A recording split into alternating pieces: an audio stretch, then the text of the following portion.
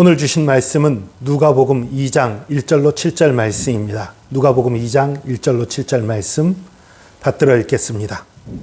그때 가이사 아구스도가 영을 내려 천하로 다 호적하라 하였으니 이 호적은 구레노가 수리아 총독이 되었을 때에 처음 한 것이라. 모든 사람이 호적하러 각각 고향으로 돌아가매 요셉도 다윗의 집 족속이므로 갈릴리 나사렛 동네에서 유대를 향하여 베들레헴이라 하는 다윗의 동네로 그 약혼한 마리아와 함께 호적하러 올라가니 마리아가 이미 잉태하였더라.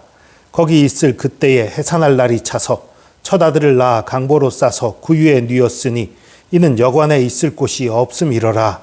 아멘. 가이사 아구스도 역사에서 흔히 우리가 옥타비아누스라고 불리는 그 사람이에요. 이 가이사란 말은 로마 황제의 호칭입니다. 영국이나 미국 그 영미권에서는 시저라고 흔히들 부르지요.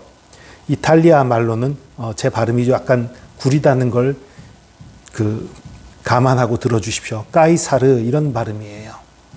이탈리아 발음으로 까이사르. 그래서 우리말 성경에서 가이사 이렇게 번역을 해놓은 것입니다. 어쨌든 로마 황제가 영을 내려서 천하로 다 호적하라. 각 가문의 호적을 정리하라는 의미가 아니지요. 관청에다가 등록하라는 거예요. 왜 등록하라고 합니까? 세금이나 징병 문제 때문에 그런 거지요. 호적하라 했어요. 이 호적은 구레노가 수리아 총독이 되었을 때 처음 한 것이라. 이 문장에 좀 약간 문제가 있어요. 구레노가 수리아 총독이 된 것은 예수님이 태어난 것으로 짐작되는 시기로부터 대략 10년쯤 뒤의 일이에요. 그 연대가 안 맞잖아요.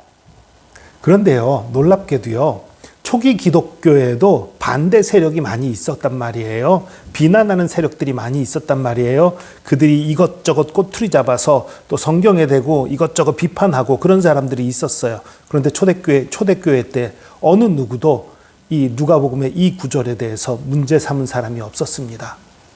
그 얘기는 이 기록이 맞다는 거예요. 그럼 해석의 문제라는 생각이 들어요. 두 가지 문제가 제기될 수 있는데요. 수리아 총독이라고 번역했는데 이 총독이라는 단어가 총독을 의미하는 게 아닐 수도 있다라는 주장이 있어요. 뭐 아주 강한 주장은 아닌데 그러면 이제 수리아 쪽에 구레노가 와 있었던 건 훨씬 더 이전이기 때문에 그게 맞을 수도 있다라는 주장이 하나 있고요. 또 하나의 주장은 이 처음이라는 단어예요. 이게 상당히 신빙성이 있다고 생각이 되는데요. 처음으로 번역된 단어는 프로토스라는 단어예요. 헬라어 프로토스라는 단어는 가장 첫 번째 뜻이 처음이라는 의미가, 처음, 최초의 이런 의미가 있고요. 또 최고의라는 의미도 있어요.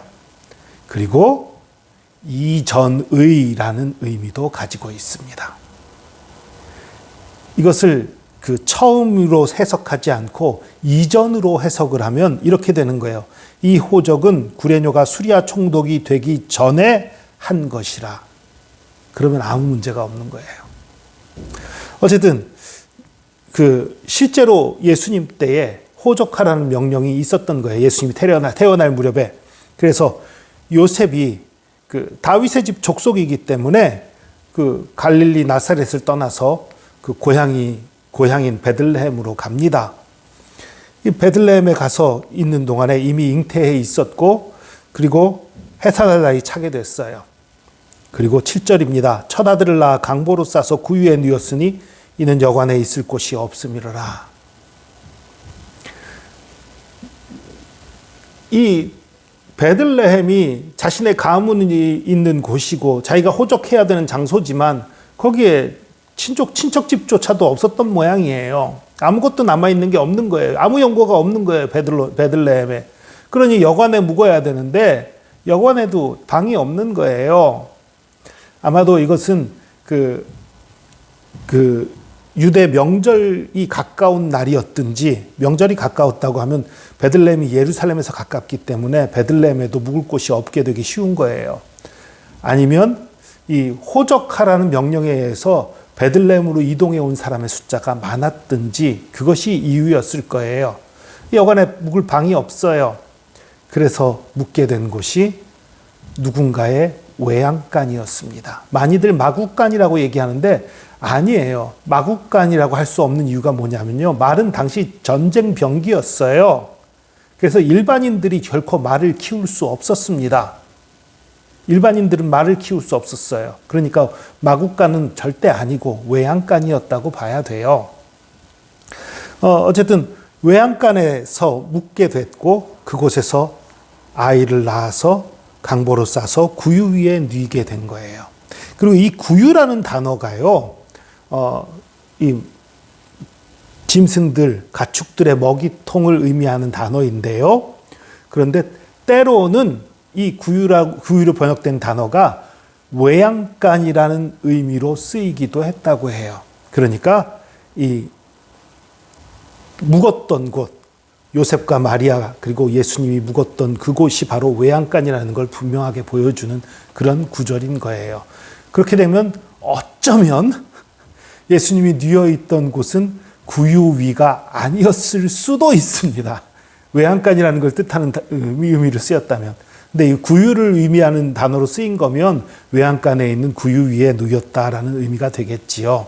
어쨌든 중요한 건 구유 위에 누였는지 아닌지가 중요한 건 아니에요. 외양간에 있었다는 건 틀림없는 사실이고 묵을 곳이 없었다는 사실이에요. 예수님은 정말 온 세상의 주인이지만 가장 높은 위치, 가장 호화로운 곳으로 온 것이 아니라 가장 낮은 곳, 가장 천한 곳, 가장 어려운 상황으로 오셨다는 거예요. 그것은 우리 가운데에 아무리 낮고 천한 자가 있어도 만나 주시겠다는 의미를 담고 있는 것입니다. 낮고 천한 곳을 향해 찾아오신 예수 그리스도.